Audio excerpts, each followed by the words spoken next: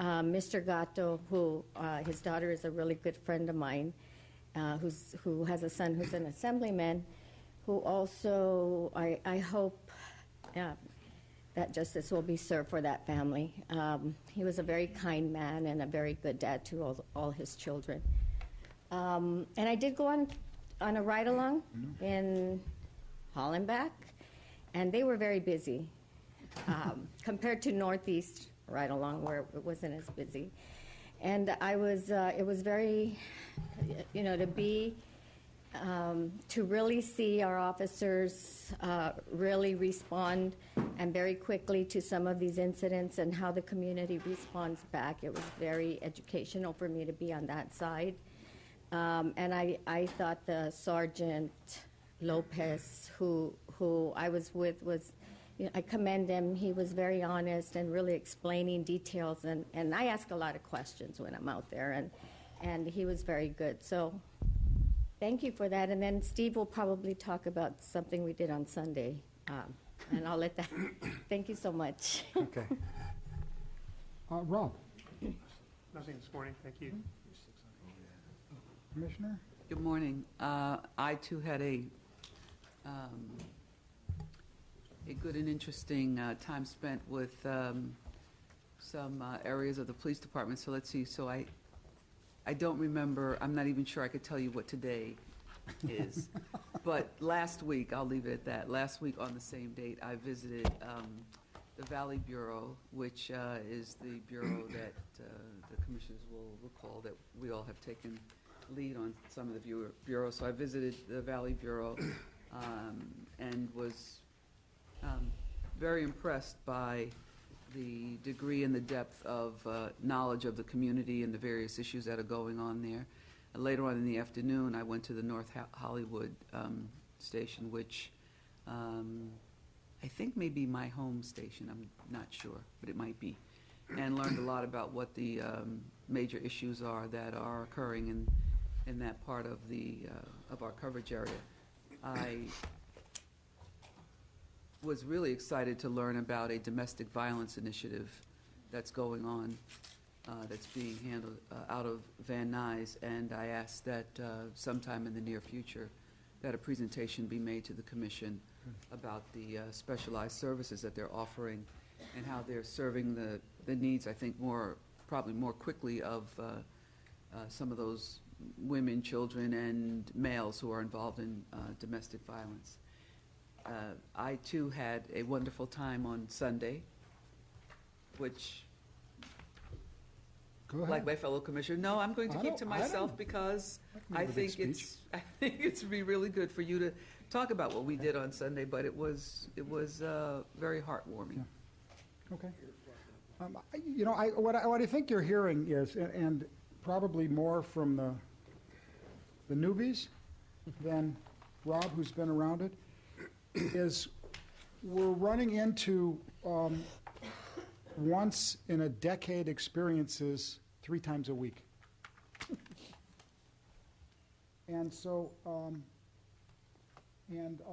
lot of that's part of this learning curve. So, I mean, in the last, we'll talk about the cadets, but there was a CPAB conference that there were probably 800 people went to. I've been around the city a long time and seen park advisory boards and neighborhood councils and everything. I've never seen anything like this. I went to a Camp Pendleton training exercise where for the first time ever, the Marines let city police department use their sophisticated facility, which is sophisticated beyond anything in the world. And 100 of our top people got some additional experience and training. The idea of having that communication and getting permission to do that is invaluable, and it was quite a positive experience, I think, for everybody that was involved. Eagle and Badge has a dinner, and 1,000 people show up. 1,000 people through the league, and because of what happens with that money that they raise, and how it helps families of officers who have been lost or injured.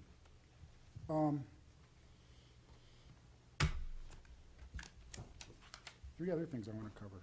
I was out in Van Nuys yesterday, and at the end of the day, I just want to say two words to every police officer, and I'll tell you why.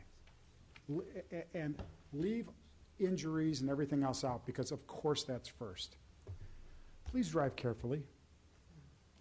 And the reason I say that is these new cars are so cool, but if you bump the front fender, they got to replace half the car. I mean, when I bought my car, it cost $200, $300.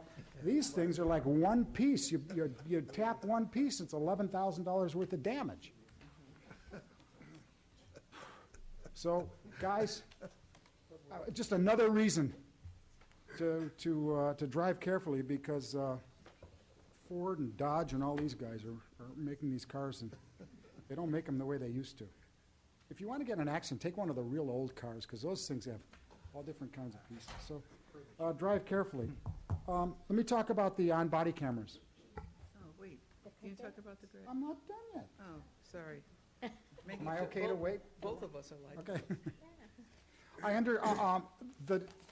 True to the word, at our last meeting, the department has taken delivery of a series of on-body cameras for the field testing by selected volunteer officers. Interim guidelines are being developed by the department, which will govern the use of those cameras while they are being field tested. So it's not like while we're field testing there aren't any rules. The storage will be proper and appropriate and protective. The video captured during the field test by these cameras will be stored in accordance with our current special order that covers digital in-car video, which has been in place. Then, over the next 90 days, between 60 and 90 days, the chief told me that he's not here to deny that I'm going to say this, but he told me that he's going to convene a group of stakeholders to receive input on the development of the special order, the new special order, which will govern the use of the in-body cameras. And the final special order will come to the Police Commission for approval. The people at that table, will be from the City Attorney's Office, Inspector General's Office, Richard, Protective League, ACLU. They're getting best practices and really having a roundtable discussion. Instead of throwing rules at somebody, people are going to create them together. So they work for both sides of the camera. Now, where does that leave the public? Where does that leave the public? Can be one or two places. Well, okay, we'll be all done, show it to the public, and then let them come up here and, have Amy pull a microphone away from them if they talk for more than 2 minutes, which is an important place for people to be able to come. But on the other hand, we'll also probably do something on the web or create something where we can get all kinds of input from all kinds of people. So I think that we're all on the same page that there will be opportunity for public input plus input of stakeholders. So I think that that's going really well. I'm excited to see that some of the training has begun for the camera. If anybody asks the exact number of money that's in the bank, I don't even have this written down, but it's in my brain because I keep thinking about it. It's $1,267,100. And so it's what can we get for that money that will cost the city nothing over a period of 2 years or 30 months while we get a complete test of these. Pretty exciting. Last but not least, the cadets' graduation was an emotional and inspiring experience. Emotional, inspiring. Now, a lot of you have been to them before. The three of us haven't, and we look at it from different ways, but these cadets have all made choices. And we all have choices in our lives, and we can always go this way or that way. Well, they made probably one of the most difficult choices they may ever have to make in their life, and that is whether or not to join the cadets or go off and do what a lot of the other kids they're around are doing. And these guys made the right choice, and it was very, I think, inspiring and wonderful. And I've seen a lot of charity stuff because I'm involved with a foundation here in Los Angeles called the Weingart Foundation, and I know that building up a charity, building up a nonprofit, usually dilutes its effectiveness when you build it up quickly, and usually dilutes its ability to fund itself when you do that quickly. And this is a totally different case. This program is getting better as it gets bigger. It's getting more attention as it gets bigger. It is a reason that crime is dropping in Los Angeles, this program. I got to teach 7,000 people how to shake hands, and that was fun for me and for the cadets, and that was my sense of it. Do you want to come back and say your sense of the cadets, or did I cover? Very good, Steve. Really? Thank you. Thank you. Paula? I actually would just take a few seconds to commend the Ray Charles Foundation Yep. for funding this program, because I too feel certain that it's allowing the kids an opportunity to make a choice, another choice.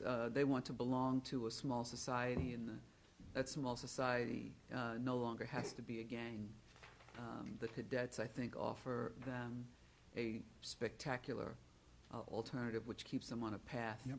That even if they, as Steve said, even if they choose not to join the academy, there are life lessons in there, and on top of that, we have however many more tens of thousands of young people who know how to perform CPR, so that when I get older,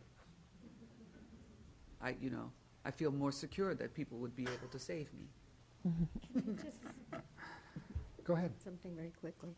Although our chief Beck and Paysinger get all the credit, but I want to recognize Natalie in the back, who I know is the force behind the cadets and does a lot of work. So thank you for that, Natalie.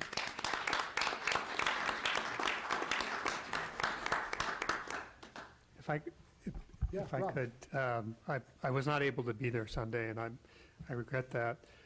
I did have the opportunity, I think it was our meeting 2 weeks ago, when we had the cadet presentation, to talk about my experience with the group, which I echo all my fellow commissioners' comments.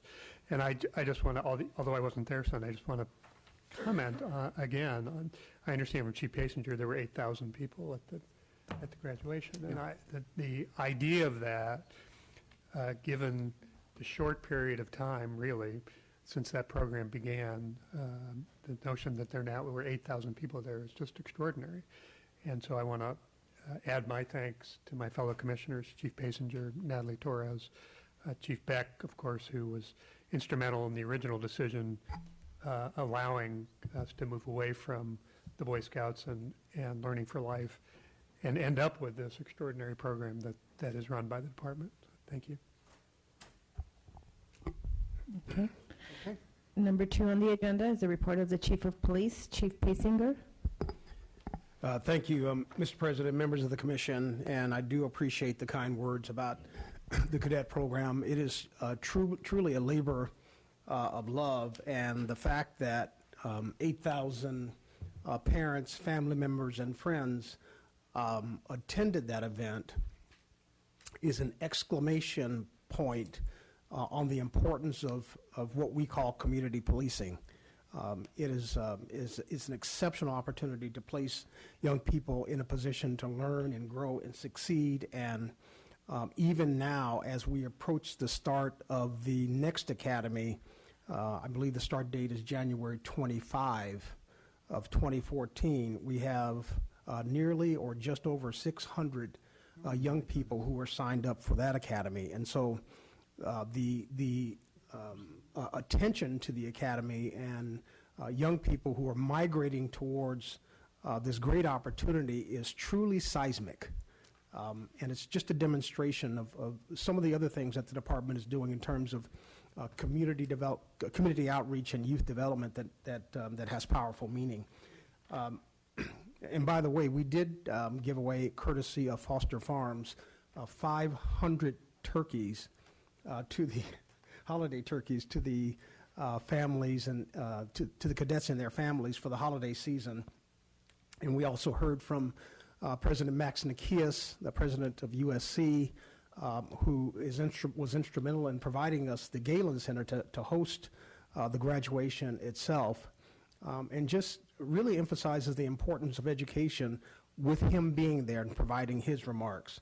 And also Mr. Carlos Sada, who is the Consul General from Mexico in Los Angeles. He was kind enough to be with us. And of course, President Suvorov mentioned himself, him having given a tutorial on the proper way to greet somebody and give and receive their business card. I think everybody got a little bit out of that as well. I like Chief, you did leave out one thing that you were for the first time in public. It was known that Chief Paysinger is now on Twitter. And do you know what that says about this department? I mean, I'm not sure. There's no looking back on high tech when Paysinger is on Twitter. Believe it, it's true. I actually took the challenge from my 4 bureau chiefs, particularly Chief Villegas, who happens to be here in the audience. For those of you that are wondering, it's LAPD Paysinger. That's my Twitter account. Join the other 35 people that are following him, please. 37, actually. Oh, 37, I'm sorry. I forgot about the other relatives. But it's growing by leaps and bounds. Leaps and bounds. Leaps and bounds. Could be in the 40s by a week from tomorrow. Easy. Please help me. I'm struggling right now. I'd also like to offer personal thanks to my partner, Commander Matt Blake, and his team for putting together this 2 weekends ago an extraordinary CPAB summit. It's the 20th anniversary of the Community Police Advisory Board, and we wanted to do something special for them as an institution and also as individuals to really signal how important that outreach initiative has been for them as members, but particularly for us in law enforcement. The CPAB agenda is being replicated throughout the width and breadth of these United States, and I'm very, very pleased on behalf of Chief Beck to say that the LAPD was at the tip of the spear in terms of that outreach. I'm very, very pleased with the work that Commander Blake did and members of his team, and it was just an extraordinary time. And you're right, Mr. President, there were over 800 participants at that summit, the largest summit that we've ever had, and it just went very, very well.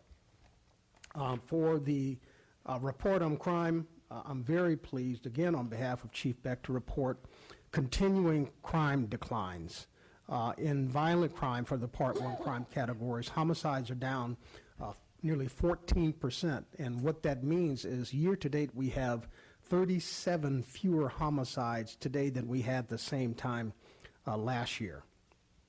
Sexual assaults down nearly 25%, robberies down nearly 13%, aggravated assaults down 8.8%, for total violent crime reduction at 11.4% year-to-date. Property crime, likewise, we're tallying extraordinary results as a result of just excellent work by the men and women of the Los Angeles Police Department in patrol in the various specialized units. Burglaries are down nearly 4% at 3.9. Motor vehicle thefts are down 5.4%. Burglary and theft from vehicles are down 1.3%. And even personal thefts, an area that we have struggled for the past year, even that category is down 3.6% for total property crime reduction of 3.2%. And so that brings to a grand total for Part 1 crime reduction at 4.7%. And again, in real numbers, what that equates to is over 4,300 plus fewer Part 1 crimes today versus the same time last year. Citywide shootings, shots fired are down 12%. Victims shot are down 13%. For the Bureau Part 1 crime totals, Central Bureau is down 7.8%. South Bureau is down 4.7%. The Valley is down nearly 2% at 1.9. It says 1.8, but I think George is 1.9. I'll give you that one. And West Bureau is down 5.7%. Gang-related crime specifically gang-related crime, homicides are down 3.7%. Aggravated assaults are down nearly 18% at 17.8. Sexual assaults down 10%. Robberies are down 17% for total gang-related Part 1 crime total of 16.6%. For personnel, the reserve officers and specialist volunteers and specialist volunteers, level 1 reserves, currently we have 272, level 2 reserve officers 22, level 3 reserve officers 133, specialist volunteers 392, chaplain counselors are at 44, and we currently have 539 civilian vacancies with a total population of civilian personnel of 2,808. And we, as of this date, we still have over, with the graduation of this latest recruit class, cadet recruit class, of over 4,000 active cadets. And that concludes the report of the Chief of Police. Can I ask you a tough question? You may. Oh, really? I'd be really interested in knowing, you're putting the ball in the basket. Okay, the crime rate is down, and there's a lot of reasons that the crime rate is down. And you look back, 15 years when we had 6,000 officers, and now we have 9,000 officers, but they're probably less out in the field at any one time than there were then. And this is all rosy, but I mean, we have, as you look forward in the future, in order to maintain this, there are issues. We have a lot of top people retiring. We have a lot of people in the middle of the ranks that we want to retain. We have people that we can't promote. We have, because of overtime, we have less officers in the field because of these kinds of issues. So my question is, I think it's great. I think it's wonderful, and I think there are probably 50 reasons why crime is, here, you got a bad economy. There's every reason for all these kinds of things to be going the other way. Less officers are in the field than we want and need. And my question is, how are you doing it? And I think community policing and cadets are two of the answers, but I'd really like to hear when you guys look back and say, gosh, when we had, we got less officers in the field, and our crime rate is going way down. You got a bad economy, and our crime rate is going way down. And CompStat, Predpol, blah blah blah. But that's my question, because it worries me. It worries me because of the future.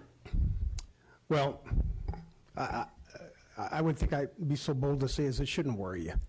The chief all the time talks about the department's commitment to constitutional policing, which essentially is the core of who we are, in which we believe and our promise to the people, and everything else that we do really surrounds that. There's a lot of other things too in terms of training, educational opportunities for us. We're looking in the future in terms of making sure that we have the right people on the bus and that we're going in the right direction. And you said earlier, and you're right, there's not one thing as much as there are many. Had a brief conversation with Commissioner Madison about a week or so ago, and she talked about, in the direction in which the department is moving, is developing empirical data that drives the direction in which the organization is going. And we have started already on that campaign. We have to do more than things that make us feel good. We have to prove that the things that we're doing are actually working, not only for our benefit, but also for the benefit of all policing.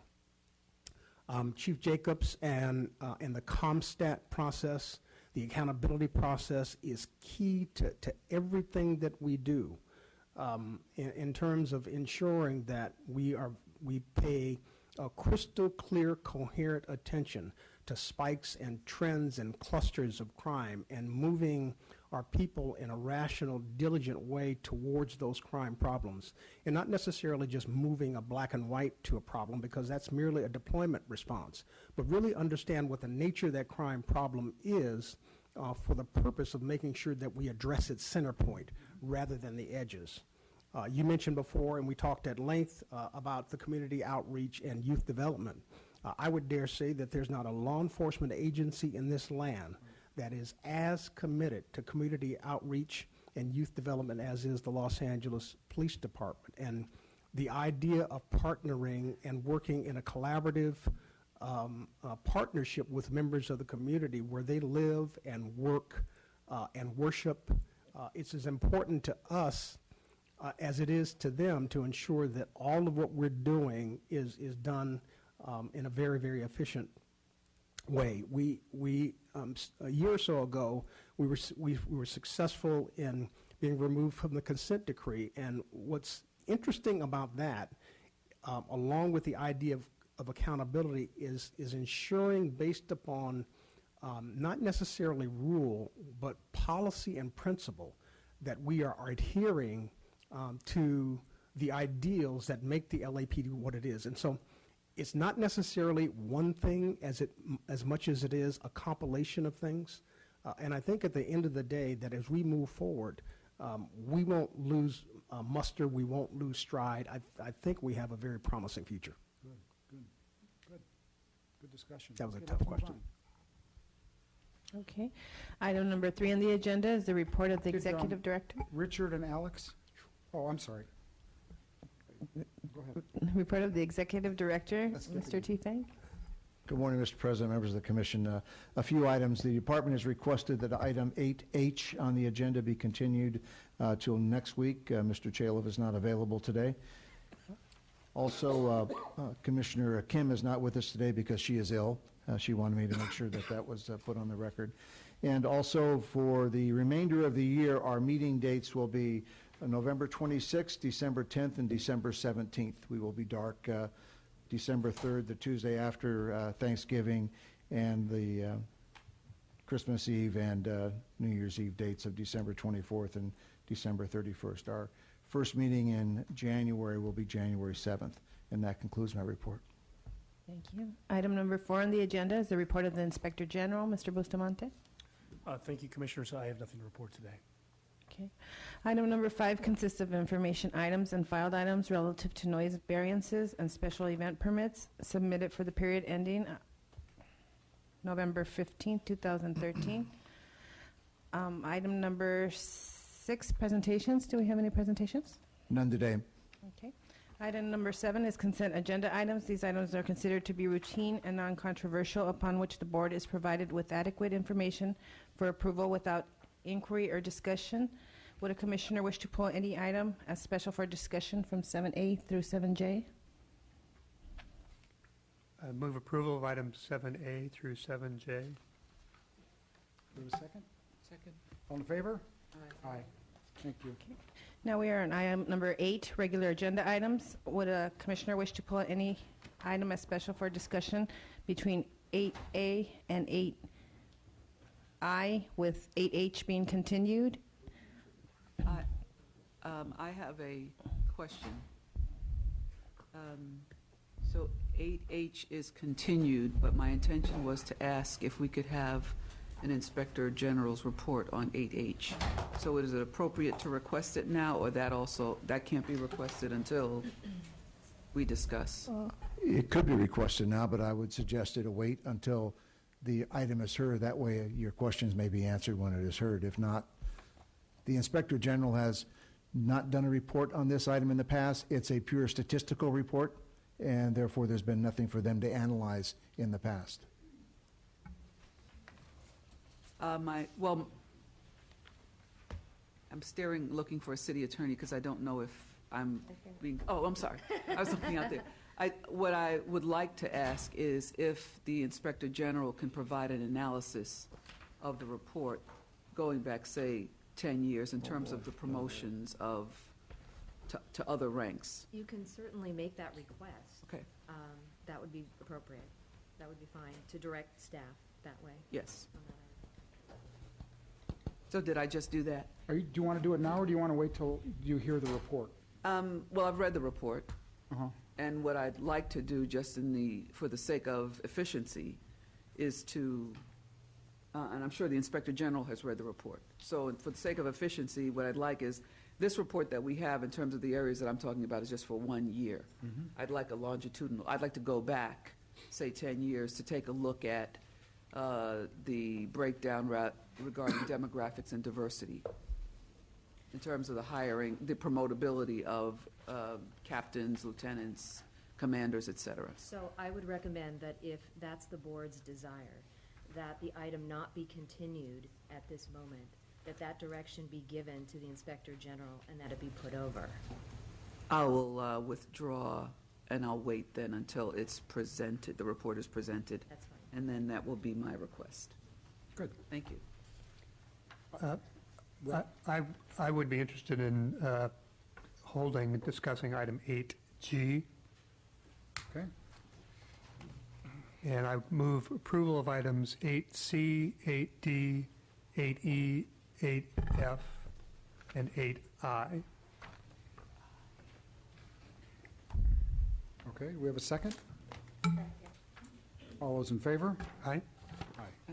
Okay. Okay, we'll now begin with 8A, verbal presentation, an update from the Community Officer and Community Police Advisory Board, representative regarding community-initiated problem-solving, crime strategies, and other programs and goals within the Devonshire area.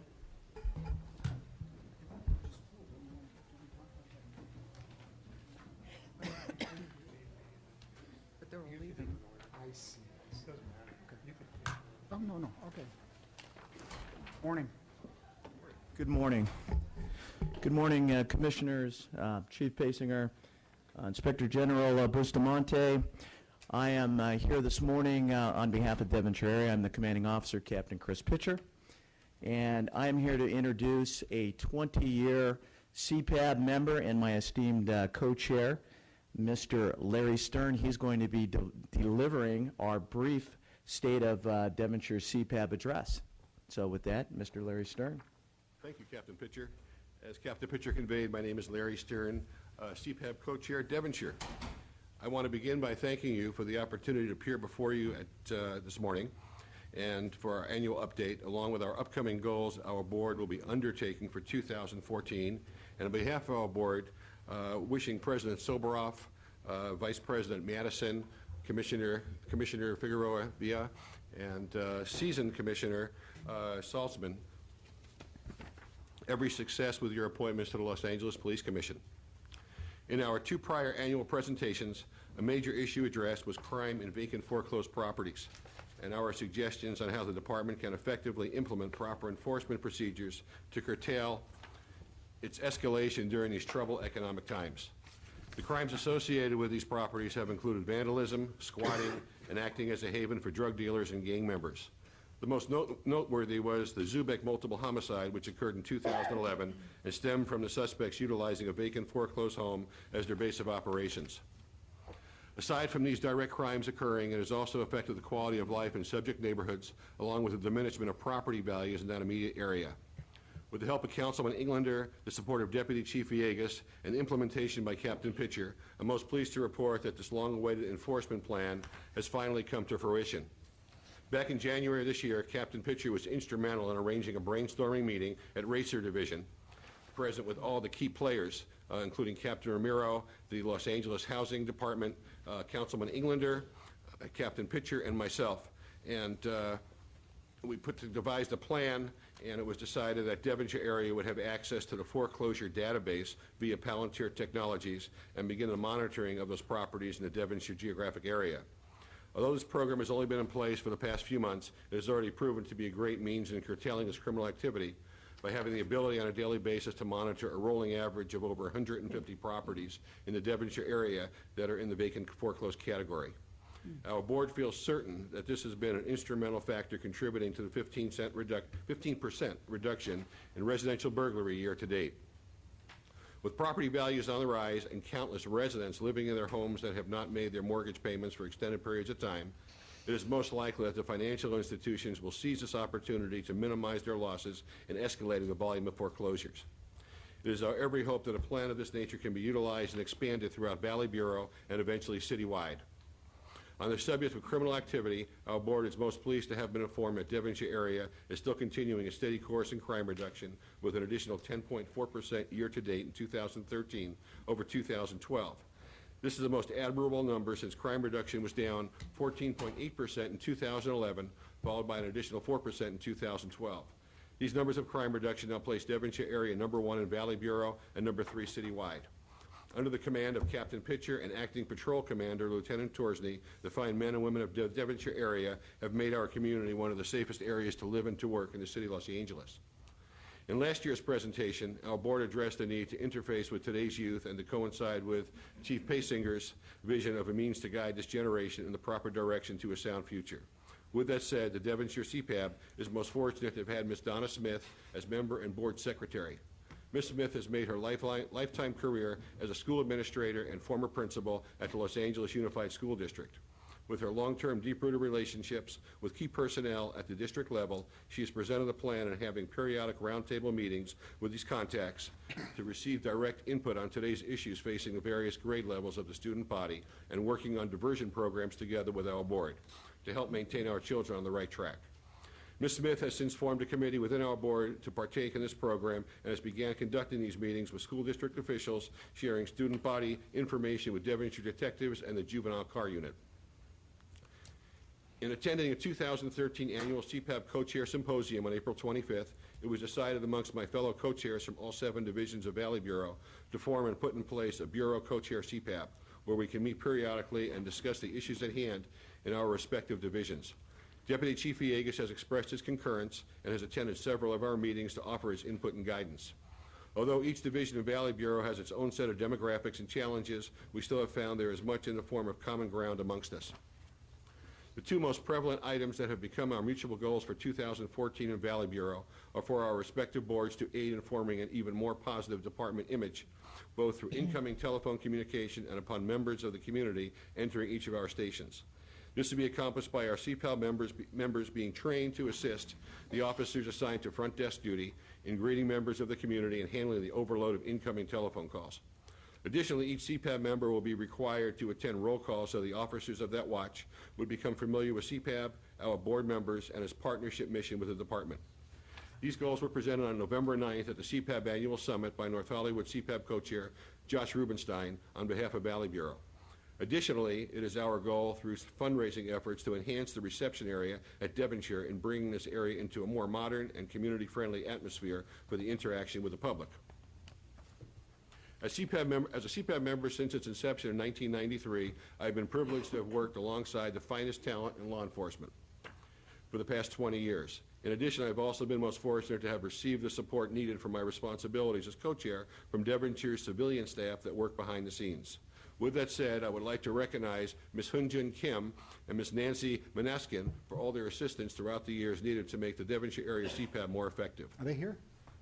They are not. Unfortunately not. They're hard at work. Okay. In the interest of behind the scenes, in the interest of your valuable time, additional details of the items presented this morning, along with other accomplishments throughout this past year that were not addressed due to time constraints, will be gladly furnished should the Commission so desire. In closing, on behalf of my fellow board members, I want to express our sincere thanks for including a Devonshire CPAB's annual update and future goals in this morning's agenda. It's a great report. Great report. Did you write that? Thank you, Mr. President.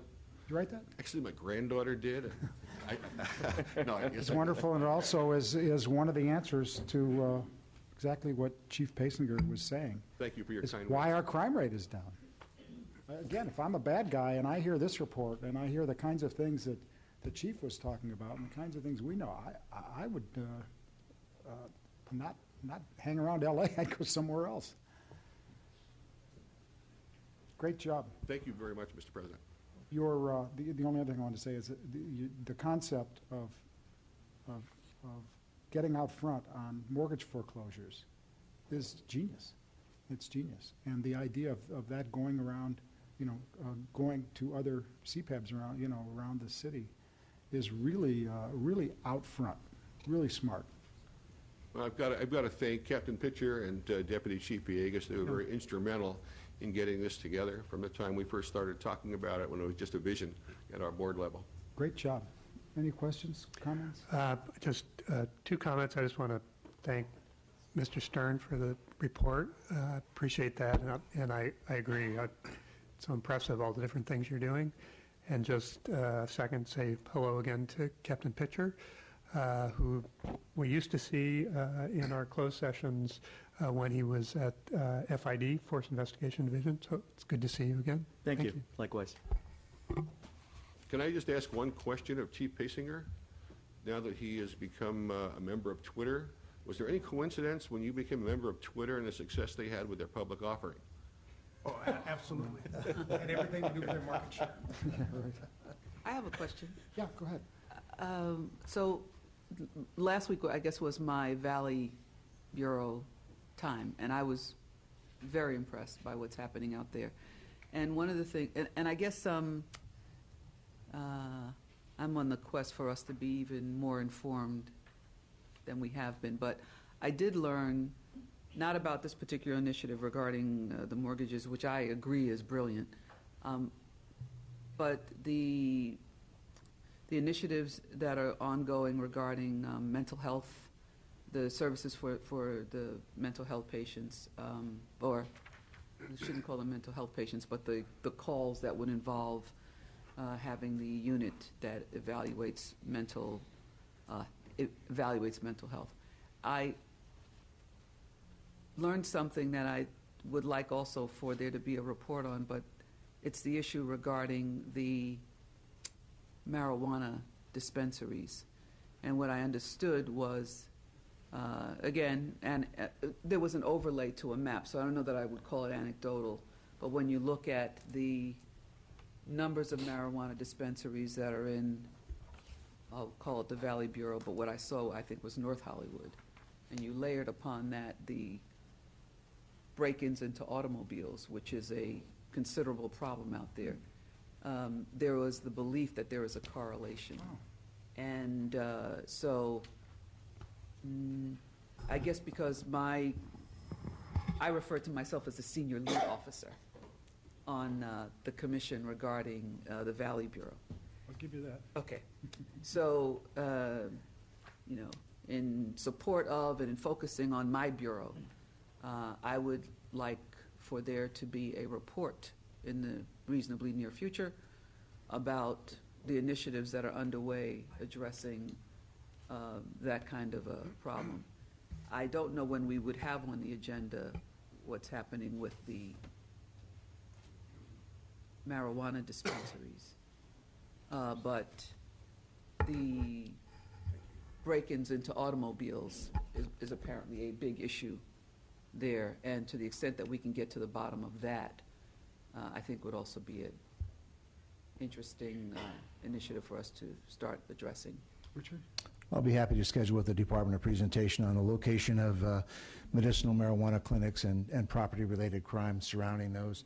And also on the mental health issue, we will have a presentation from the department prior to the end of the year on that item. Thank you. My one other, what I forgot to mention earlier, we continued item 8H.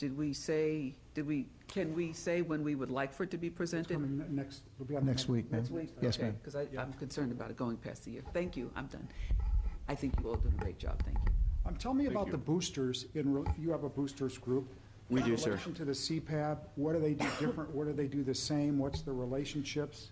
The boosters are the fundraising arm of Devonshire area, and basically they raise funds for equipment that cannot be supplied by the city. Many of the booster members who sit on that board are CPAB members, but they are basically different in their focus. The CPAB members work on these areas like the foreclosure database and other things. They use their professional expertise and experiences and contacts to ultimately bring these to fruition, which you have seen. And one thing that Larry didn't say, which is something that I want to bring out, is this foreclosure database was Larry's idea. He's a mortgage broker by trade and thought that would be a very effective way to curtailing crime in the communities, especially burglary, and I think it was a very wonderful idea. Ms. Donna Smith, a lifelong LAUSD employee and administrator, brought up that function of making these roundtable meetings with policymakers from LAUSD and LAPD, which is actually, in this time of security issues, has really solidified that throughout the valley. So 2 different organizations, 2 different functions. Terrific. Thank you. We have one. Want to say something? Okay, we do have one public comment card on this item. We have Jabril Mohammed. And so the comments, again, let's limit those to this specific issue, sir. Good morning, Commissioners. Morning. Chief Paysinger. This is Jabril Muhammad representing Bismillah, the Justice Movement. We're speaking regarding this issue. Mr. Stern gave a great report that he tells us was written by his granddaughter. She has a great ability, and she should. I pray she continues to develop it. The point here is, as a member of the public, our position is, yes, good. That was a very flowery report, and it's very much appreciated.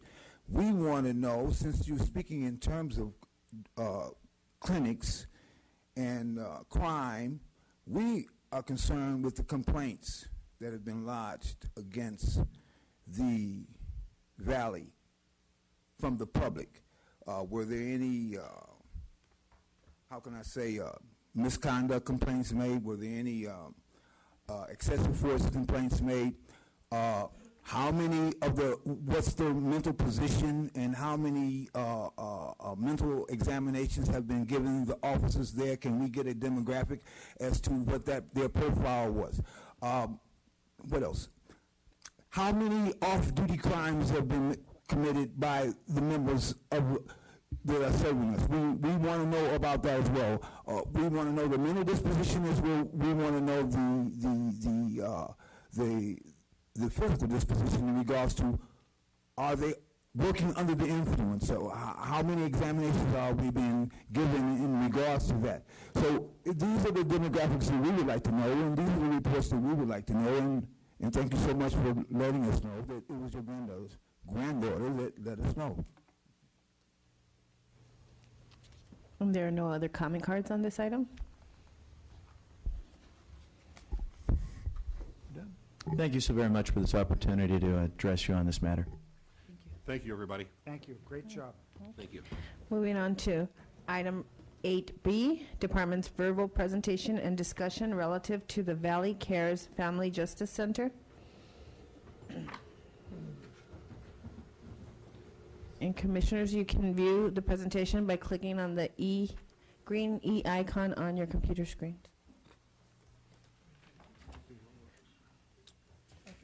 Good morning. As the PowerPoint presentation starts to get powered up, I'd like to answer a little bit of the question that the Commissioner Soboroff had in terms of why crime is down, how is it moving, is there any need to worry? And the answer is to support the good Chief Paysinger, no, there's no need to worry. And the reason why it's down is because of a lot of things, but specifically because of community. Right. It's down because of community collaboration, community partnerships. It's down because of the programs that we engage in aggressively, assertively with the community. It's because of the community accepting the challenge to partner with us and wanting to have a strong, meaningful relationship with us. I can take it one further. Just give me 1 second to do that. Is the thing that surprised me the most in in my first couple of months is that the culture of community policing goes all the way through the organization.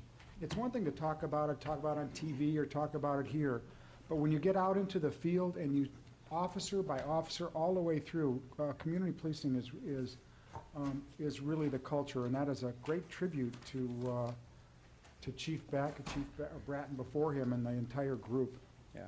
And I think what we're going to talk about here, the Valley Cares Family Justice Center, ties into that community partnership. It's really, truly the fabric of our success. What I'd like to do is give you a brief presentation. It's very brief, and hopefully we can answer questions as we go along the presentation. But what I'd like to do is actually allow the partners and the collaborators with us to introduce themselves, beginning with Kathy.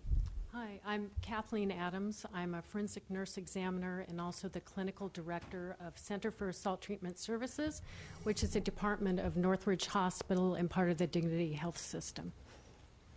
Good morning. I'm Kim Goldberg Roth. I'm the executive director for the Valley Cares Family Justice Center. We're a chartered center of Cal State Northridge College of Education. It's a pleasure to speak before each of you this morning. Thanks for coming. Good morning. My name is Donya Sadeghi, and I am the Director of Development at the Michael D. Eisner College of Education at California State University, Northridge. And this program, the Valley Cares Justice Center, began in 2010 following a grant that we received in about the amount of about $245,000 in 2009. But the relationship, the partnership existed before that, and it was the groundwork that caused this 3-year pilot program to start. So if we can talk a little bit about that. 1995, I believe. Our organization began back in 1985, providing comprehensive 24-hour services to victims of child maltreatment, domestic and sexual violence.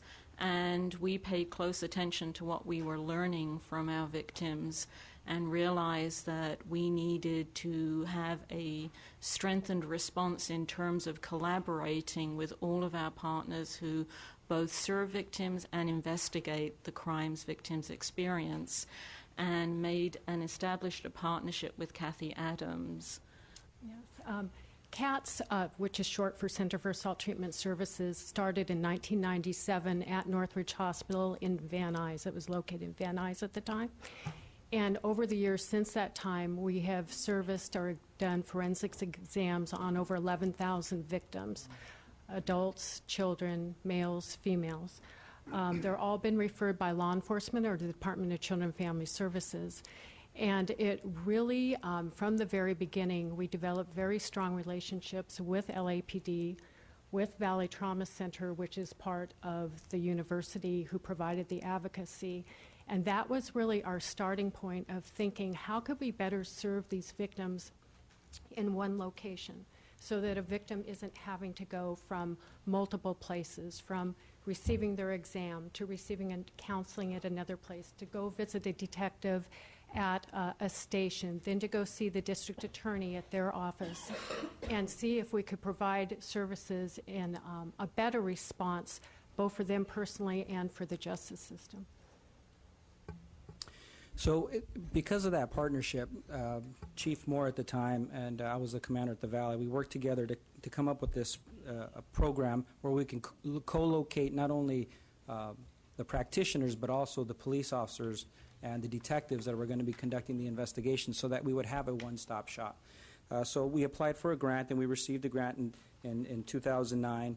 And subsequent to that $450,000 grant, we also received additional grants from a Verizon grant, the Avon Foundation grant, the California Family Justice Center Initiative grant, and the Dignity Health Community grant, because it takes a whole lot of money to put all of this together. Not just one grant alone would be able to help us in that process. So in 2010 is when the actual the entire program for the Family Justice Center began, and it began effective the first of the DP, and our actual co-location of our detectives with all the practitioners and professionals occurred in May of 2010. So that's when the data begins for us in terms of looking at how effective are we. And I think we talked a little bit about empirical data versus anecdotally. I think they will talk a little bit about the anecdotes, but in terms of the empirical data, our on-site partners, And all of us together ended up in the three-year period. So if you look at your numbers for 2010, what you can see is the very first year of its inception, Van Nuys had a filing rate of 5%.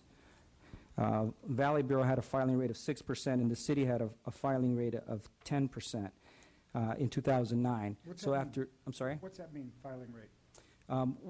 It's when we get a case, every case, gets a DR number. When we get a case, the detectives conduct an investigation and then take that case to the district attorney's office, and then somebody is charged. So once we get a charge, you receive what's called a filing rate. And it could be misdemeanor crimes or felony crimes. So what you're looking at is very low numbers. By the very nature of domestic violence, these are the types of numbers. The reluctance to participate in the investigation causes these numbers to be low. But what you see when you look at 2009 in Van Nuys, and then you compare it to 2010, you see how the filing rate more than doubles from 5% to 11%. And that is, although it seems like a small number, it's huge. It's absolutely huge. And especially when you compare it to Valley Bureau, the rest of the Bureau, it remains from 2009 to 2010 at 6%. And then the city also remained at 10% from one year to the next within that first year. When you look at the comparison overall of the filing rate for domestic violence crimes for 2010, 2011, and 2012, and this is, the previous number was felony filing rates. These are overall filing rates, which is inclusive of the misdemeanors. You look at 2010, and the city has a 79% filing rate, Valley Bureau had a 90%, and Van Nuys had a 91%. So it's only a 1% increase, but when you're looking at huge numbers, that 1% is large. When you move over to 2011 and you see an overall decrease for the entire city of the filing rates from 79 to 74, Valley Bureau dropped from 90 to 84%, and Van Nuys remained at 90% of its filing rate. So the difference from 2010 to 2011 in terms of the filing rates from Van Nuys to Valley Bureau it went from a 1% substantive increase to a 6% substantive increase, from 84% to 90. So although the entire city dropped, so did Valley Bureau. The Van Nuys didn't drop. It increased 6% in terms of the difference. When you look at 2012, and you look at the city's percentage for filing rates, it was 73%, Valley Bureau's 79%, and 88% for Van Nuys. The difference between the 88 and the 75 is 13%. So what you can see, what clearly stands out from 2010 to 2011 and then 2012 is incremental success, incremental improvements in those filing rates in terms of the difference between Van Nuys and Valley Bureau. And that's part of the significant success of the 3 years that we were there at the Family Justice Center in terms of a pilot. Because of that success, we decided in Valley Bureau that we were going to maintain our relationship and our partnership with our partners and maintain that co-location. Unfortunately, they ended up, the building, the facility ended up being sold, and they are now working out of trailers. But we've worked with City Council, and we've received a grant, a community grant for funding for the additional monies so that we can start a new facility.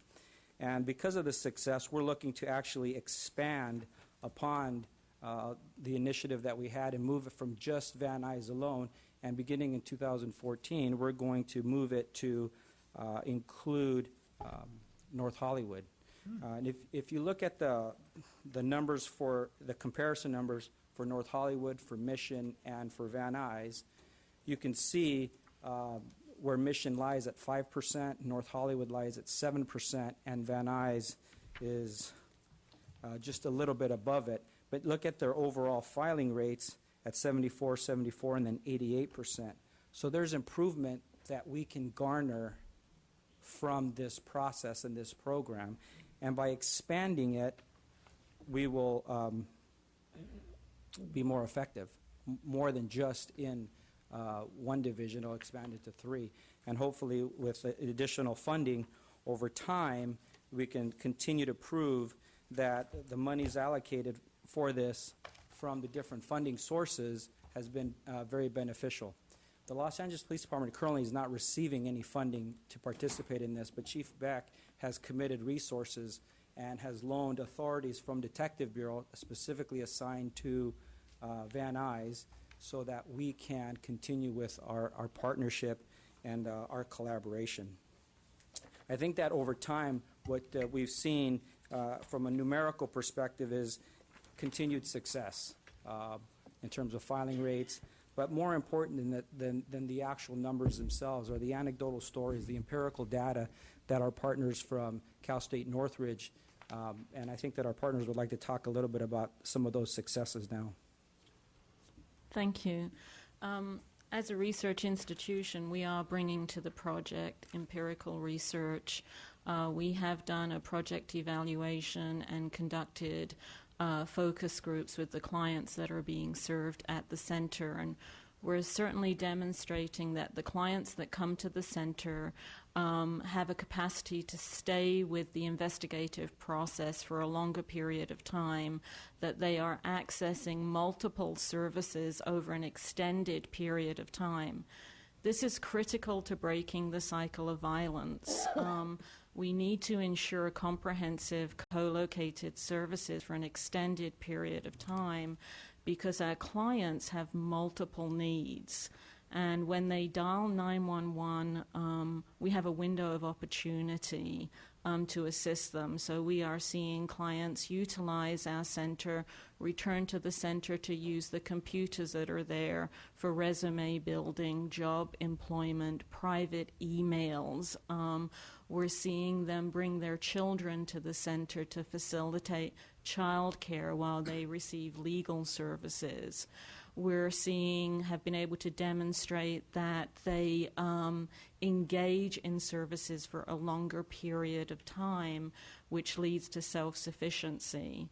Our focus groups that we conducted as part of the California Family Justice Center initiative also have demonstrated to us that our clients are requesting more services. So in our new location, we intend to expand the services to include things such as ESL, computer literacy, financial literacy programming, to further empower our clients to live independent lives. In terms of co-location with law enforcement, the clients have overwhelmingly reported a high level of satisfaction in going to a center where law enforcement is present. They feel that they have an opportunity to develop a trusting relationship with law enforcement, which is not present for them when they're having to go to multiple institutional settings.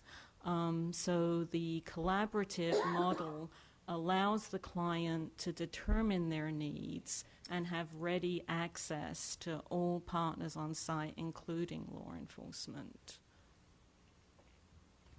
And I think, Kathy, you're going to touch upon one scenario that it speaks volumes to the work that we do together.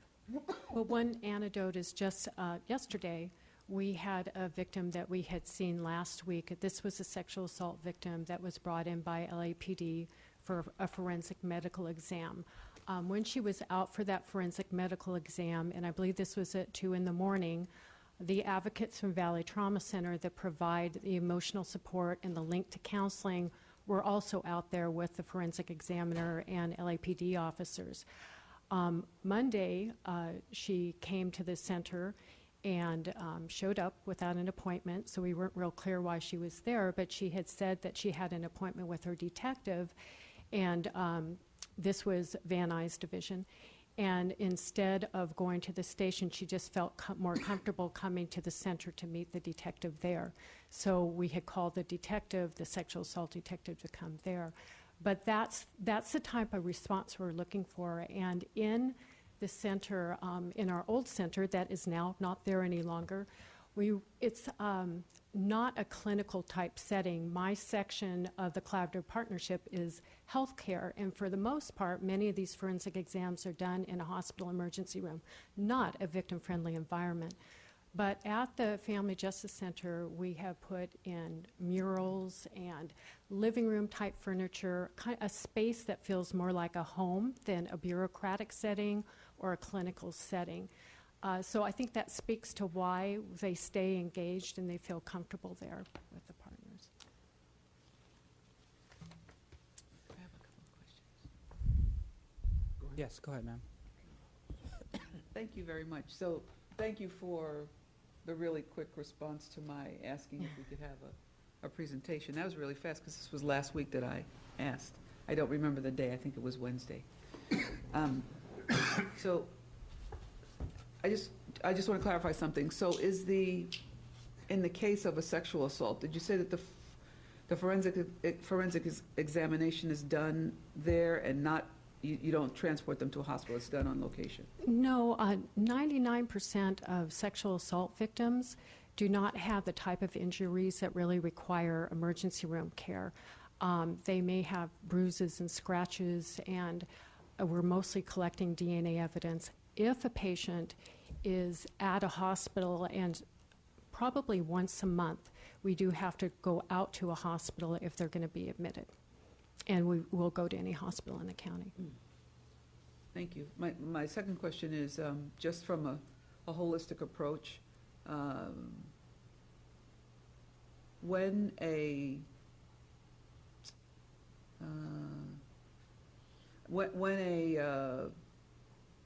abuse, a physical abuse, I'll limit it to physical abuse right now rather than sexual abuse. When a physical abuse situation occurs and the abuser or the accused is arrested, is there a program that is a part of what you all do that works to change the behavior of the abuser, or is yours specifically limited to the victims of the abuse? There are many programs available to assist the abuser. There is a program within the penal code that requires 52 weeks of group counseling.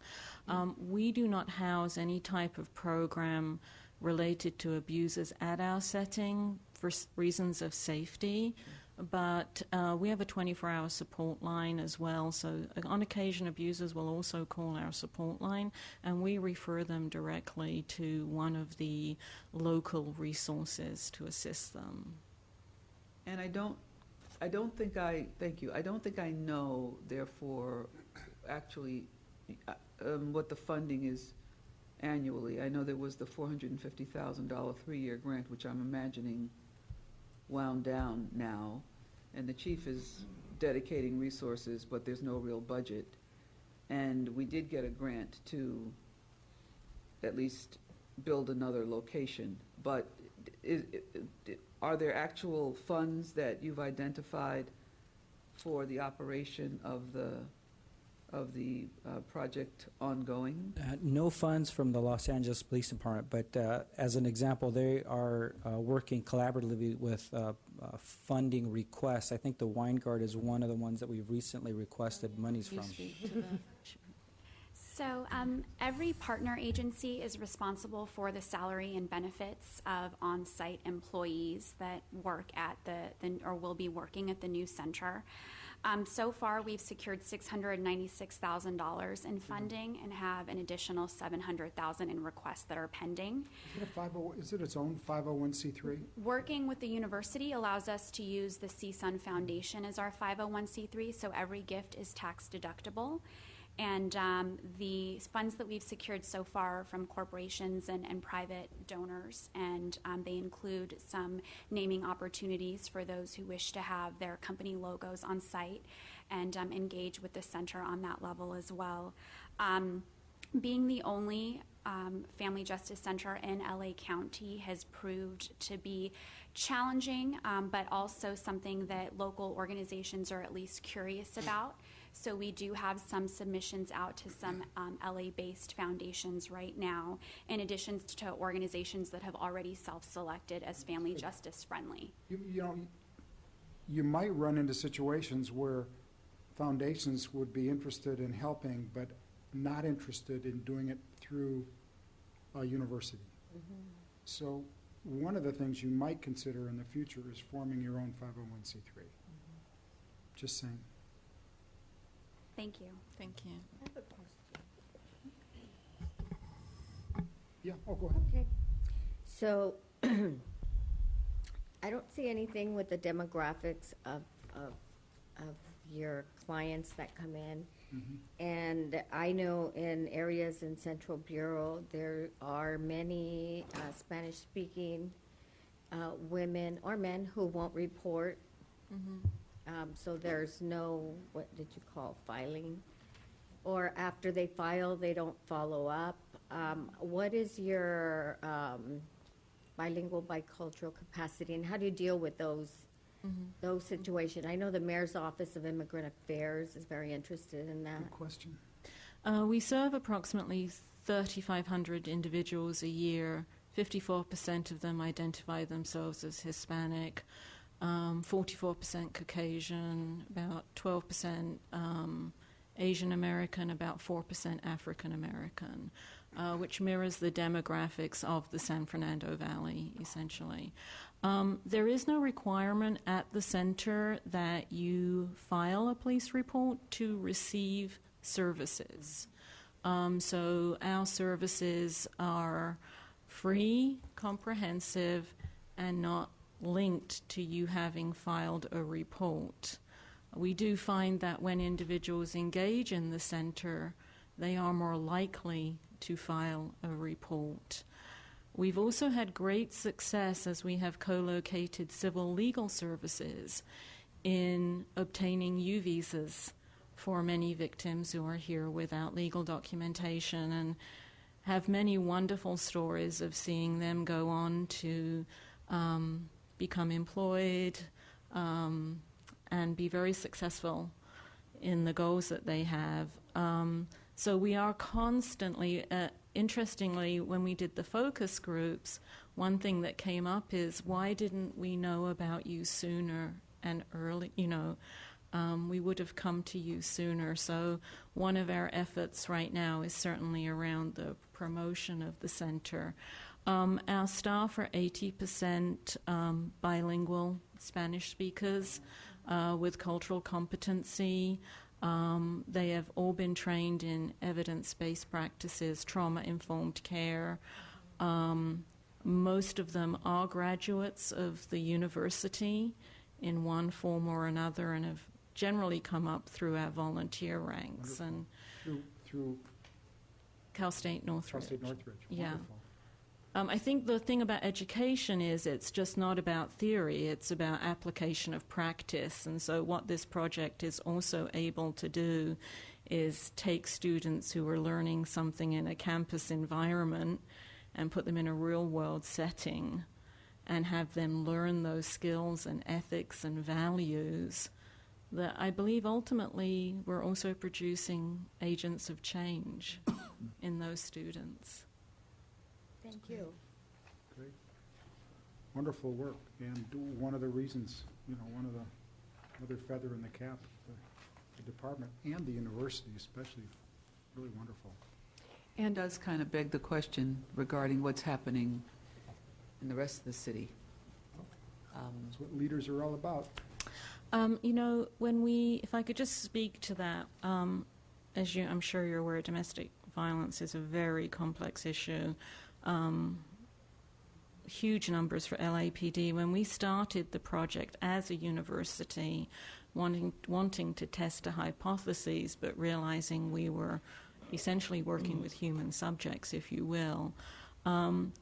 In partnership with LAPD, we were very guarded about the size and scope of the project because we felt we had many lessons to learn in developing this project, and therefore we did take with LAPD a view that we had to pilot something to understand it well, measure it, to ensure that we would be able to sit before you as an example and say we can with empirical certainty say that this project is a successful project.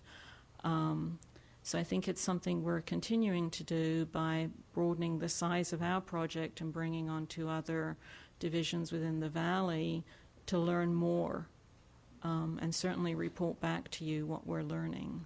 Originally, we went before Chief Moore, Kim and I did, with this idea. And Kim and I were thinking broader, but in retrospect, we're thankful that Chief Moore really directed us just to Van Nuys because the numbers are huge. And for a pilot project to take on greater than what we did in the beginning would have been a mistake. Doing it right. I mean, to have really one in every bureau, I mean, some of them are much larger. We're in a very large geographic area, but I think if our success continues and LAPD continues to see this as a meaningful approach, I think the community would be well served by more co-location models. So would it be premature to ask if we can have the department give us some insight as to whether they think this should be adopted, even in a rollout fashion, but whether it should be adopted throughout the department, throughout the city? Chief Moore. I can speak to Valley Bureau. It's adopted in Valley Bureau, and we're very slowly and very carefully taking our time to expand it. That's the commitment that we've had from the department, and we will continue in that as long as they have the funding that they need so that we can continue to work together. But for the rest of the bureaus, I think that if I could. Good morning, Assistant Chief Moore from Office of Special Operations. Family Justice Centers, and good morning, ladies. It's great to hear this program, and it's a success, and congratulations to each of you on that. As a department, as a philosophy for Family Justice Centers, in dealing with domestic violence and dealing with family violence, we look at this philosophy as very promising, and one that is not unique. As you look at Anaheim and San Diego as two local regional examples, they have family justice centers are very much a success in those communities.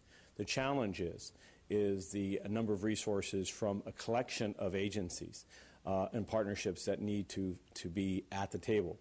And as was indicated, this is not a matter of signing a commitment or a resolution. This is assignment of staff. And this is a co-location of staff and dedicated staff that are there each day and at night. And in the absence of those, it really can set up a false sense of security and can pull the rug underneath underneath the legs of victims who are looking to our system to help and support them through their recovery. So at this point, we're looking to gather more data to argue the merits of this so that it can have and enjoy the investment of resources that will be needed, not only on the part of LAPD, but the District Attorney's Office, City Attorney's Office, victim service providers. Each of those will have a critical point. So it's more to come. We are hopeful and expect to see success with this, and from a generational standpoint, it offers the department a huge step forward, potentially, of managing the manner in which we deal with a very serious crime and a very serious public safety issue in Los Angeles. You gave him good advice at a critical time to start small and do an appropriate pilot. Thank you. And I'm particularly thankful to all of you for the report and the speed with which you delivered the report. The full disclosure part of it is that as a child, I saw domestic violence in my own family and grew up with some domestic violence in my own household. And that's why, for me, I was very interested in hearing that there is a one-stop location where, and victims of domestic violence can be males and females. It's not a gender-based, although the majority of the victims as adults are women, but the children are also victims. And I was especially pleased to hear about the kind of ease and comfort that the victims of domestic violence would be given particularly right now, if they're fortunate enough to be in the valley. And that is really what prompted me to ask about the rest of the city. I fully understand why you'd have to start with a pilot project and totally agree that you have to show some successes before it's broadened. This, for me, feels like one of those instances where a study is underway, and before the study is completed, you see that the positives are so great. It's like, we got to stop studying it. Let's just do it. And I completely hear, Chief, what you're saying. I'm thrilled. I just want to commend all of you and everyone, and hope that we can continue to be informed so that we can offer such services. And in greater fairness, fashion. let me just make sure I complete this. The mayor's office is been actively involved in this, and both Mayor Villaraigosa as well as Mayor Garcetti now have continued their involvement in watching this program. There has been efforts in the last 2 years to establish a family justice center in South Los Angeles, and it's a matter that is a work in progress as to establish resources, not from LAPD so much as it is locations and participations of other agencies that are needed for an effective family justice. So your point is well taken, and we see promising success in getting other agencies to the table, and from the elected leadership, Tony Cardenas, then city council person, now assemblyman, huge in support of this. So I think the elected leadership of Los Angeles also stands ready to continue to expand this. But it is a process that in today's fiscal situations is quite challenging. Thank you.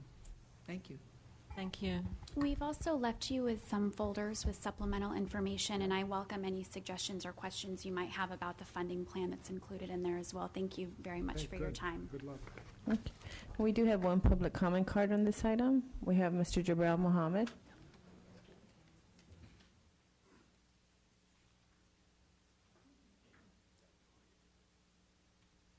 Good morning again, Commissioners, Chief Paysinger.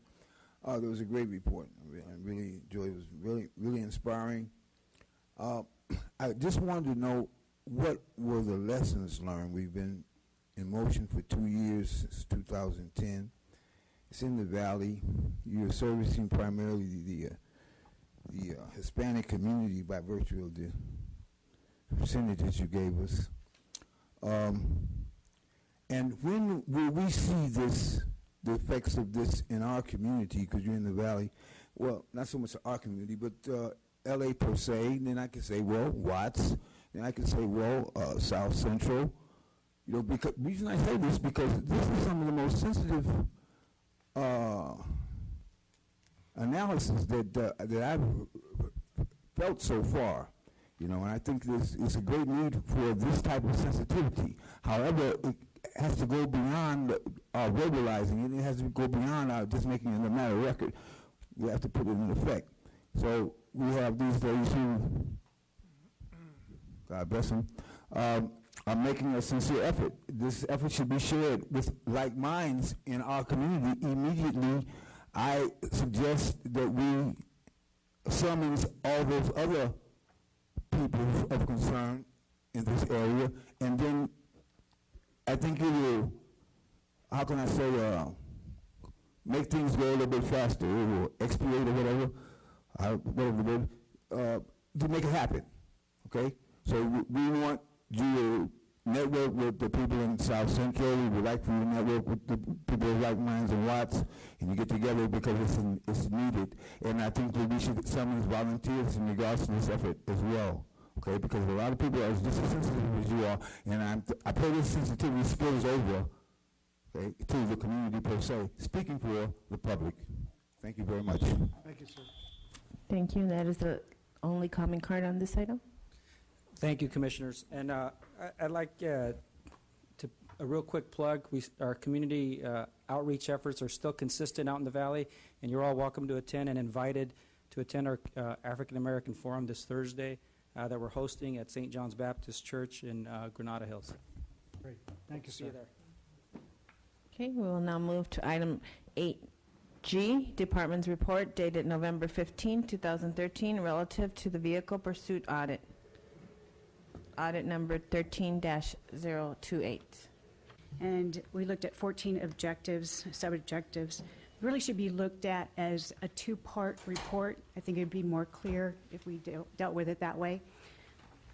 For instance, we should be looking at objectives 1 through 8. The sample that we used was 38 pursuits over a 3-month period, and the period was October of 2012 to December of 2012. And the reason that it appears to be such late information is our process is a lengthy one. And when we started this audit, it was in April of 2013. And we needed to look at data that was adjudicated and through the 90-day period so that we could test the policy. Anyways, to continue, in objectives 1 through 5, we were looking at procedures. And in objective number 4, we had a 75% meeting the standards. However, the sample was 4, and there was only 1 that was found out of policy, and that was because there was a pursuit that 1 unit joined the pursuit without supervisor approval.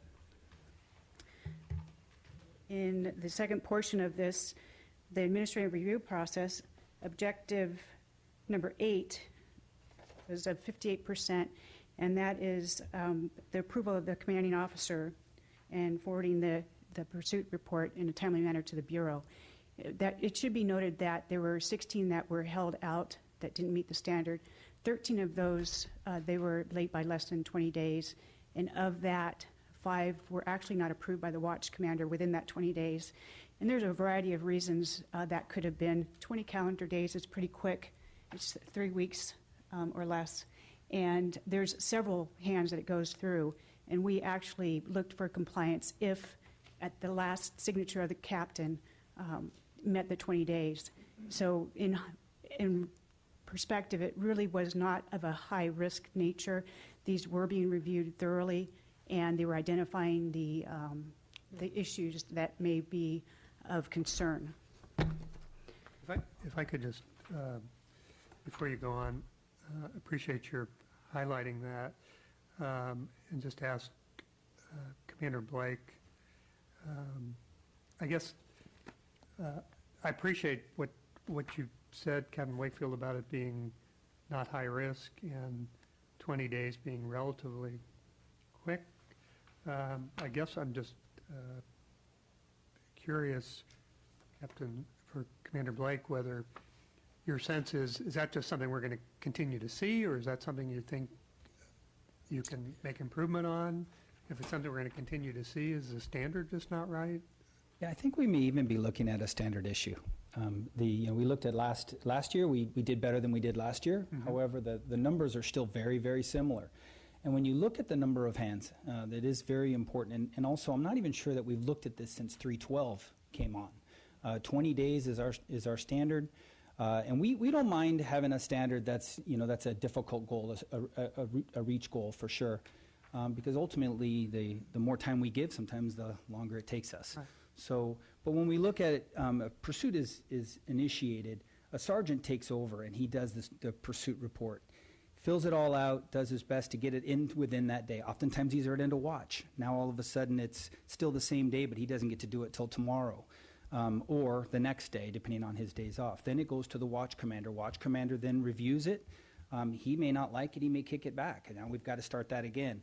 Then it goes from, let's just say it goes to the watch commander and it sneaks through, it's all good. It goes to the adjutant, the adjutant to the training coordinator, then to the captain. So that's a bunch of hands that it's going through, and each time there's a day or 2 days, and that doesn't even count days off or any of that. So when we look at overall, when we see anything over anything over 21 to 40 days late, it's really only 8%, which is 3. Which is, I'm not overly concerned about the risk in this piece as far as that goes, but can we do better? Absolutely, we'll continue to try to reach that goal. And I think that's what's the advantage of us having it here over and over. Okay. Thank you. Appreciate it. We should also note that that was during the holiday season. It was a lot of the pursuits that we looked at, and I talked to the project manager before the presentation. It was noted that it was during the holiday season. And it's something that we continue to look at, and every time we look at a vehicle pursuit audit. May I say one last thing with regard to that? When it comes to pursuits, whenever we have one that's out of policy, generally it always goes to, it starts at the bureau and then gets kicked back. So we're seeing a few of these pursuits where the captain may not see it as a out of policy, but when it gets to the bureau, there's this is going back, and so then it starts all the way back again. So that generally, I think that's what we're seeing. Commissioner, the pursuit policy is being, Rick Jacobs, Chief of Staff, the pursuit policy is currently being looked at with a special order. One of the issues that's being looked at is that time. That is a self-mandated date. It's not put on us by either agency. We're looking into that, whether we should expand that or not, with the thought being the important part here is the product, not the time. It's so much, but what we're getting out of it. Right, thank you, I appreciate that. And that was one of my points, is that the commanding officer and the whole review process did identify any of the issues that we would expect the department to address. It was not that we found high-risk issues that weren't identified. In the second part of the audit that we looked at, objectives 9 through 11, was in a conversation that we had with the risk manager and concerns of high-risk liability issues. And to do that, we took a different sample of 100% of any out-of-policy vehicle pursuits for the year 2012. There were only 8 of them, and that approximately we have a little bit under 400 pursuits for a calendar year. Of those 8, we found, and we were looking for patterns or trends, concerns that the Department of Risk Manager could look at. And, the initiation of vehicles pursuits justified, we broke that down into 50% were justified in that followed the policy, and the others fell out. Appropriate actions were taken by the department in those cases. Training was provided for the most part. I believe we had 100% actually of administrative actions reflected in the team's report, which is a positive thing for the department. So that was informational. The supervisor oversight, we had one where we just couldn't substantiate whether there actually was a monitoring of the pursuit. However, the supervisor was there at the end of the pursuit. I'm sorry, could you just back up a little bit on 9? Could you say again what the follow-up was? What happened on those? On 9, let me just flip to the page. The rationales for out of policy, the initiation, for instance, there were 4 that for the violations were infractions, and that was against policy, but that was addressed in training with those employees, and we were able to support that they did receive training for that. And then we showed that. So I just want to make sure I understand. So the initial violation was an infraction. So to then engage in the pursuit is a violation under the policy, right? Because of the danger of the pursuit itself. Okay. Right. It fell out of policy. And so for each of those 4, there was appropriate follow-up. Yes. There was, and that was actually done by the commanding officer. We were just breaking it down for any patterns or trends. Okay, thank you. Okay. And then the next, so we're still on table 6 on page 10. The out of policy other reasons? The other reasons were various violations that we were concerned on whether it followed policy or not. And they were identified as not falling within our policy. And so those were addressed too. Right. And those were all addressed? Yes. And then you'd mentioned providing your goal of providing this information to the risk manager. So do you know at this point whether anything's happened with that with respect to any patterns or follow-up from the risk management side, or is that just out of your hands? This report has been in review out of the Special Assistant of Constitutional Policing Office, okay. And this information is shared with the risk manager. Okay. So maybe we would expect to see something about this in a risk management report? Possibly. Okay, thank you. Can't answer for that, I'm sorry. But we also looked at the vehicle intervention techniques training in 2012 because of the high risk of that. Anytime you conduct a pit maneuver or a tire deflation device, the high risk is there. And when we looked at all 15 of those for the year 2012, we reported that the authorization to employ the vehicle intervention technique, 11 of them met the standards and 4 of them did not. Then we looked at vehicle intervention techniques training. We were able to account I'm for... sorry, on the it's on page 14, before 11B, so that those last two that are out of policy, is there a follow-up on those? Is there more you can tell us about those? I mean, they both have, not long, but long enough, it would appear, based on the information you give us, pursued to have allowed for policy to have been followed, the last one in particular. I'm just curious, I don't know if this is a question for you or for Commander Pike, again, about what happens. As I said before, all of these were actually identified within the commands of being an issue, and training was provided for these particular incidents. Commissioners, good morning. When we took a look at the vehicle intervention techniques training, as far as taking a look at the incidents where either the spike strip or the pit maneuver was employed, at that point, that date, we go backwards to see if they receive the training so that they're versed in using that technique. I have since checked their teams to see if the training has been taken or taken since then, and for those 2 individuals it has not. However, for this particular objective, what we're testing is whether they were trained prior to the use of those techniques. But Objective 11A is about whether they got the appropriate supervisory approval before doing pit maneuver. So the training is... Training we want to see. We took a look at everybody who actually employed the training. So not necessarily talking about the particular ones on 11A, but everybody who employed the techniques to determine whether they had received the training or not.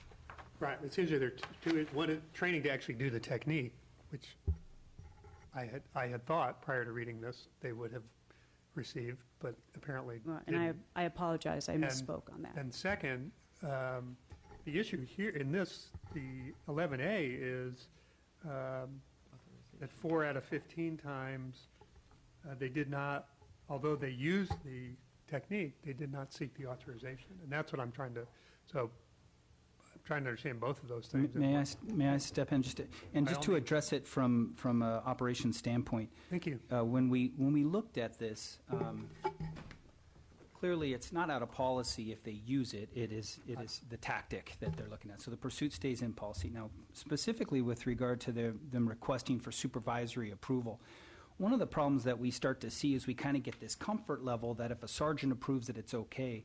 Recognizing the fact that oftentimes a sergeant is doing everything he can to get to the pursuit, and many times it ends before he gets there, or that he's unable to get to a position where he can see anything. So even though he's driving and he's in charge, he doesn't have any situational awareness when that comes. And you'll see even in one of these, you'll see a helicopter pilot is requesting for it. He clearly has good situational awareness. The main primary officer is requesting it. And so an officer at sometimes, kind of like we see in use of force boards, they'll make a decision that based upon the situation, based upon the immediacy and the danger to the community, that they take the action that is necessary if their sergeant isn't right on top of it. And I recognize that's not always necessarily correct. It's a violation.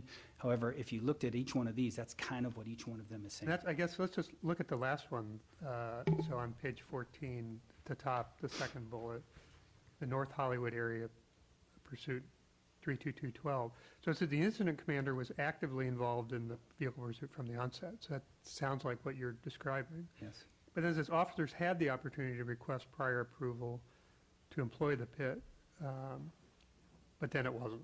Yeah, So that I was guess the that's worst what I'm one. just You trying to picked the worst one, yeah. understand. That is, you're right on that one. That was the Okay. worst one that I saw. I mean, that is clearly one of those ones that it appears from the broadcast that would be one of those situations where either one, the sergeant chose not to say anything. Okay.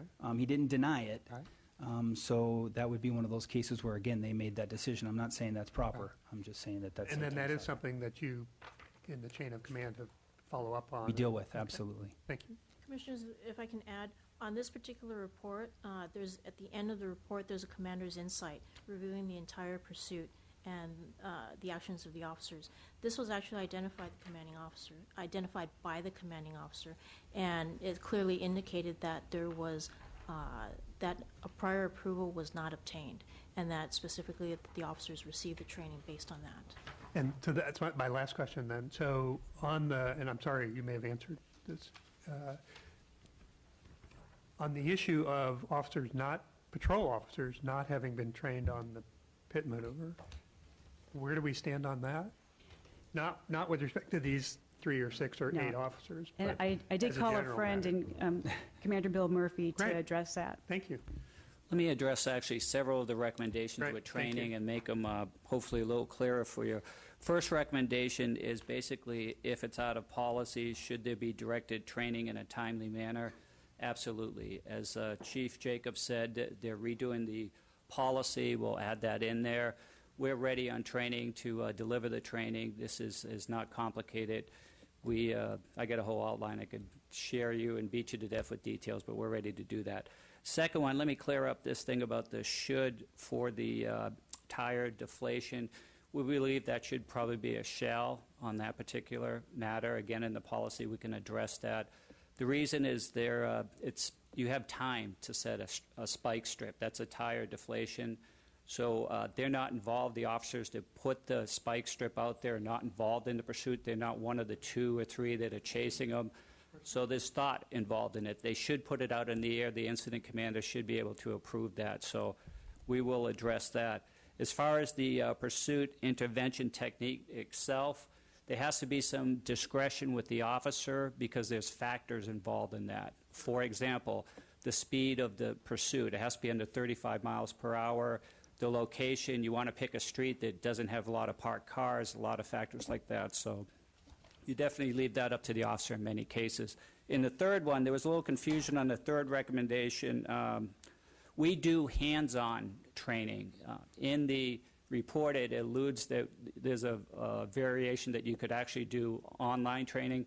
We don't do that. It's all hands-on. It's at EVOC. It's by our Emergency Vehicle Operations Center instructors. So, yeah, there's a lecture involved. There's a demo of how to do the pit maneuver.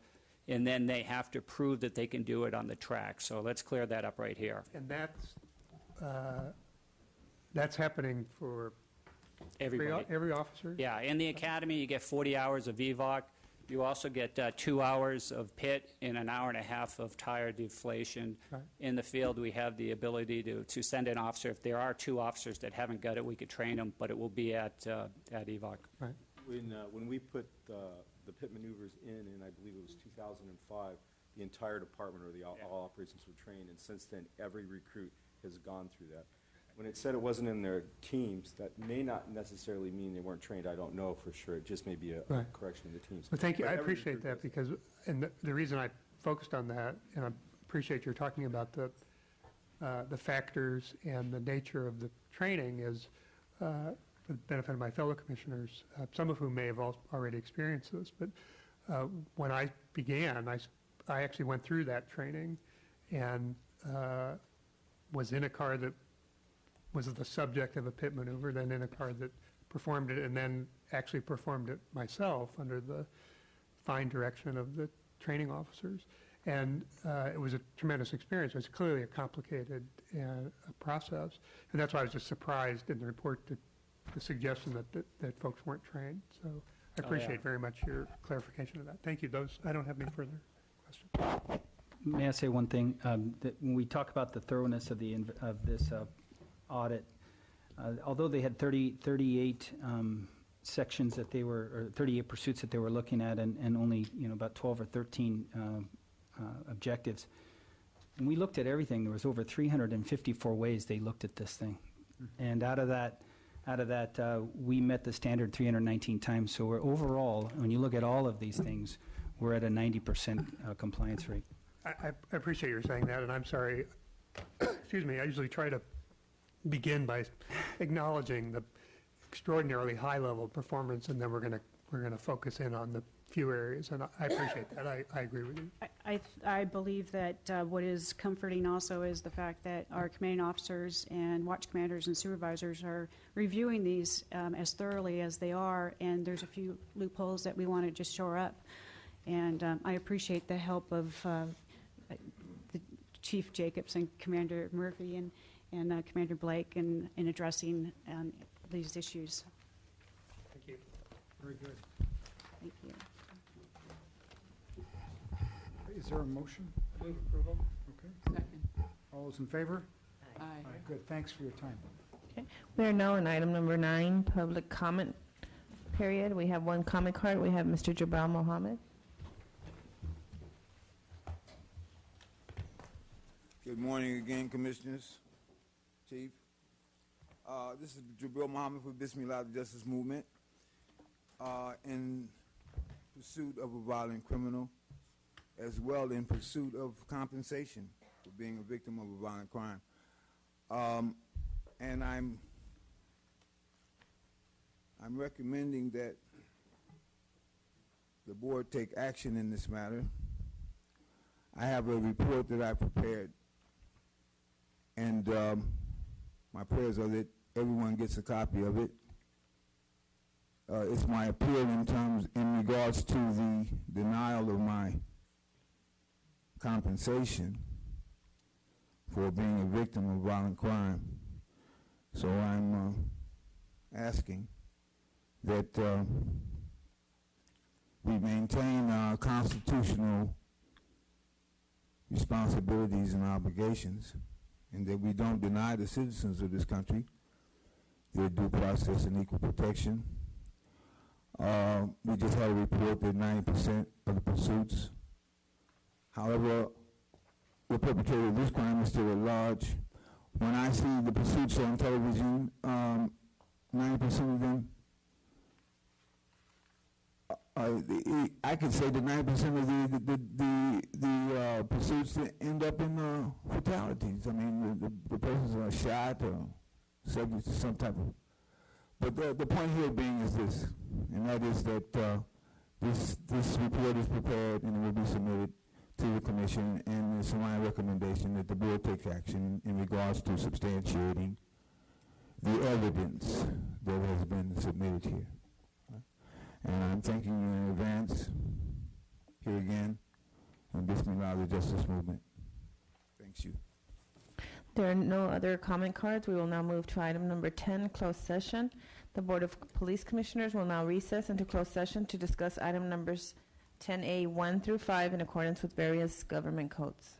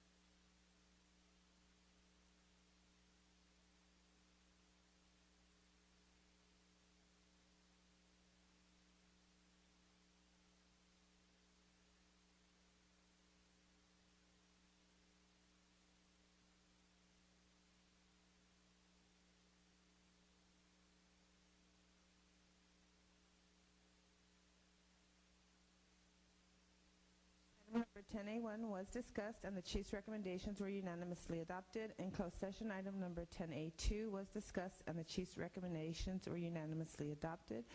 In closed session, item number 10A3 was discussed, and the chief's recommendations were unanimously adopted. In closed session, item number 10A4 was discussed, and the chief's recommendations were unanimously adopted. And in closed session, item number 10A5 was discussed, and the chief's recommendations were unanimously adopted. Mr. President, is there a motion for adjournment? Adjourn. Second. All those in favor? Aye. Good job. Sergio and Pacoima, you are watching LA City View 35, our city, our channel. Get up everywhere. Come on. Ain't got no other team, man. Get your backpack off some other plane. Stop the jump, man. Scared. Told you I can't jump. This is fast. Come on, let's go. Man, it's just a little messy, man. Move it. Oh, sure.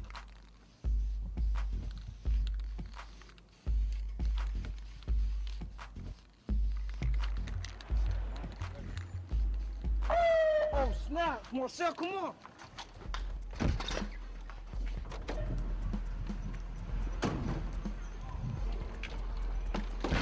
Hands up, drop the cat. We got suspect running northbound. Vandalism suspect running northbound. Keep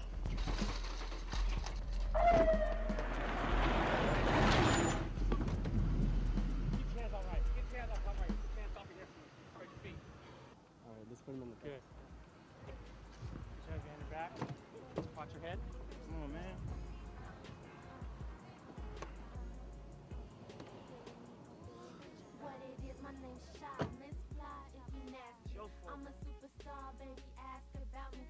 As a business owner, how it affects me is it really puts a knife in the heart of somebody that has worked so hard in a business to create something positive for a community and then have to deal with a tag that'll be there forever unless money is spent to correct it. If you can look at some of our designs here at the club, this is just one example of what we can do with the art of graffiti. If you take it and you exploit it through the negative sense, where there's tagging crews, disrespect the community and disrespect others and try to take over a neighborhood or something like that, I think that's negative. I think it's rude, and it shouldn't happen. The impact that graffiti has on a specific community is it instills fear among the residents. In addition, it doesn't look good. It looks horrible in the community, and if we can get the message out to the taggers out in our community and let them know how much of an impact it has on residents, schools, businesses, police officers, it has a tremendous negative impact on the community. So we need to get them to realize